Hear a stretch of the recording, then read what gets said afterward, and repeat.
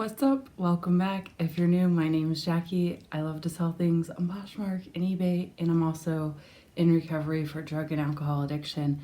So today I'm going to go over something that I do often, and I learned this when I worked in a retail setting. I worked for the company Gap for a period, I think a little over a year, during the time when I was sober but like still very new in my recovery. New parent. I needed a job that basically I wasn't being exposed to drugs and alcohol on a daily basis when I went into work, which is the reality of what a lot of the jobs I worked were, which was in the food service industry, serving drinks, those types of jobs. And then when I got later into my addiction, I basically just went off the grid and did all illegal jobs to come up with money for drugs, like selling drugs and that sort of thing.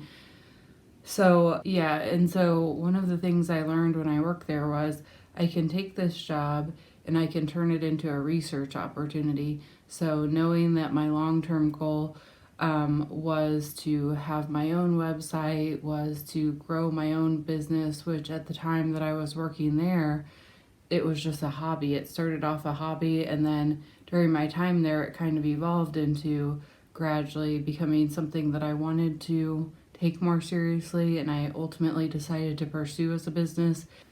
Okay, so pretty much when I had that retail job, I didn't enjoy my job. I started to realize that this was not a job that I wanted to be in long term. I wanted to find a way to get out of this job because I didn't enjoy it. It just was one of those types of jobs that I dreaded going into. And so when you first get sober, you're always told, just be grateful that you even have a job. And I get that, but I didn't understand why I should get off drugs and then force myself to do something that I absolutely didn't enjoy whatsoever from now until the who knows future. I couldn't wrap my mind around that.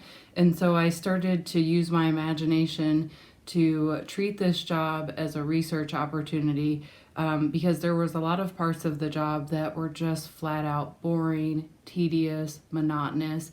I felt like a robot. I felt like a little cog in their big corporate machine, and like I shouldn't be there. I didn't belong there. I didn't want to be there anymore. I didn't want to work my way up climbing the corporate ladder. I didn't want any of that. None of it appealed to me.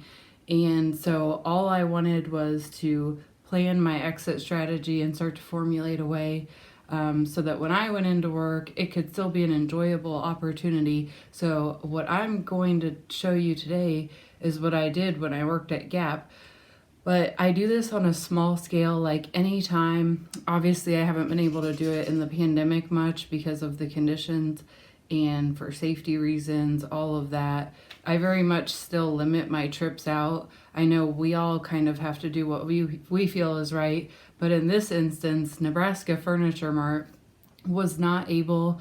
They tried 2 times shipping the item to our house. For whatever reason, each time it was lost in transit. The item never arrived. And so finally we decided, okay, that's fine. We will just go pick it up from you. And so that's what we're doing today. We're going to go pick up some things, silverware set that we ordered off Nebraska Furniture. And while I'm there, I'm going to do product research. And this is also what I did when I worked at Gap, but I did it in a more extensive way because when I worked there, I could research their inventory system. I could research their customer service, like how they did customer service, their return process, the customer feedback, what was specifically selling as far as every season, when did merchandise get put out. So by adding this extra element that nobody else could see or really knew that I was doing, say for instance, I'm processing returns, I'm also researching how the return system works, what is the return policy, asking my manager anything I want to know about it that's unclear. I also did this with social media marketing. And so I'm sure my general manager might have thought at the time, like, boy, I don't know, she might have thought, oh, she's really proactive, or like, oh, she's just very curious. Whatever it was, she was very patient with me, and I very much appreciate that because it helped me to learn so much more. And then I could sort of have this extra layer to the job of like, oh, I'm doing the job, and but I'm also adding this extra layer of interest, and it gives it more meaning, and it made it more interesting to do every day, because then there was like endless things. There was always something I could be learning that I didn't know about. And so once I added that research element to my job, it just made the work so much more enjoyable, so much more interesting. I was like taking notes at times, like with the receipt paper from the cash register. I would like print it out, take little notes, put them in my pocket, and it made the job a lot more fun.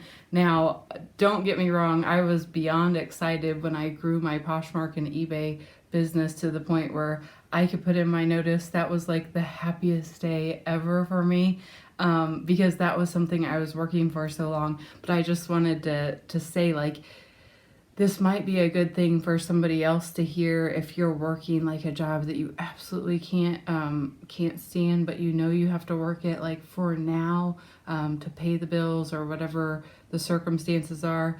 Maybe add that research element to it to make it more interesting, especially if you have a long-term goal. Maybe get yourself a job in something that's similar to the job that you want to work on your own, opening your own business in. Like, something I considered was even pretty recently before the pandemic was like, maybe I should go work for an estate sale company and learn a little bit more about the ins and outs of that.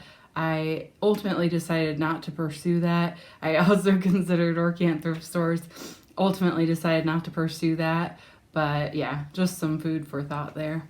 There was all sorts of different things that I could research. What sales tactics worked, which ones were effective, which ones were ineffective, which ones drove the customer absolutely crazy. So I could research all that when I worked there much more extensively. But when I have to go somewhere anyway in person to a store, I like to do just a light layer of product research, because I do want to have my own website, and that's something I'm working towards. So I'm always interested in what are other stores selling, what do the products look like in person? What are the price points? What are the brands they are selling?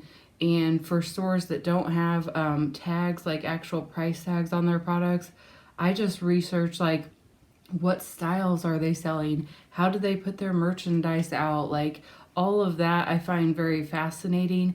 And so going to Nebraska Furniture, I haven't been there in so long, I thought it would be kind of cool to take you along with me. So that's what we're doing today. I'm just going to film, some of the things that I'm drawn to as we're looking around there.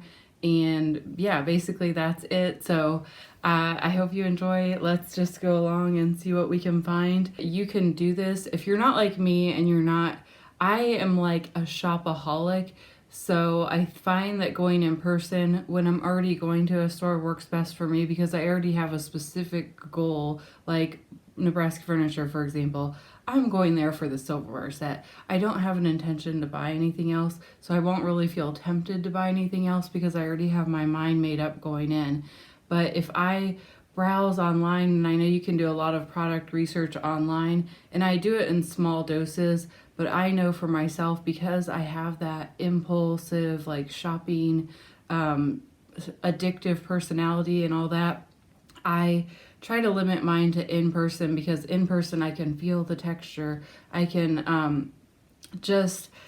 I can do the same thing, but when I do it online, I get in that, like, I get triggered to want to buy stuff, and I don't know why that is, but in person, I don't get that way. So that's just what I specifically like to do. And so, yeah.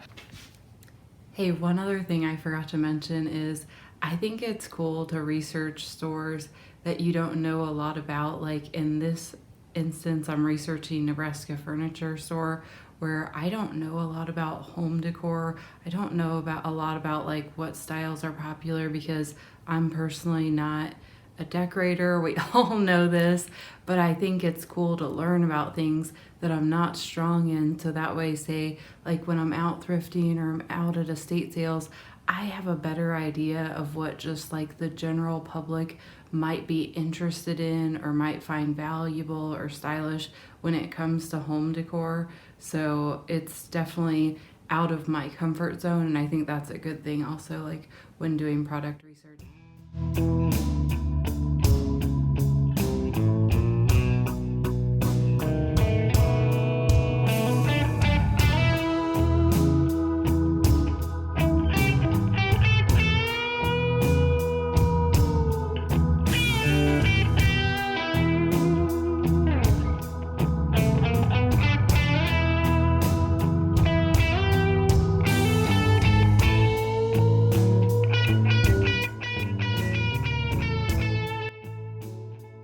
But I should very specifically state that I don't go out to these stores looking to replicate exactly what they're doing.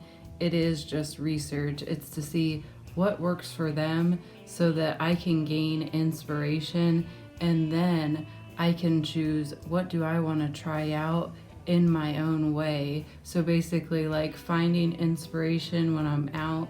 Like I loved some of their throw pillows and some of their little storage boxes, how they were just made out of like really high quality materials, but they were also just very simple designs.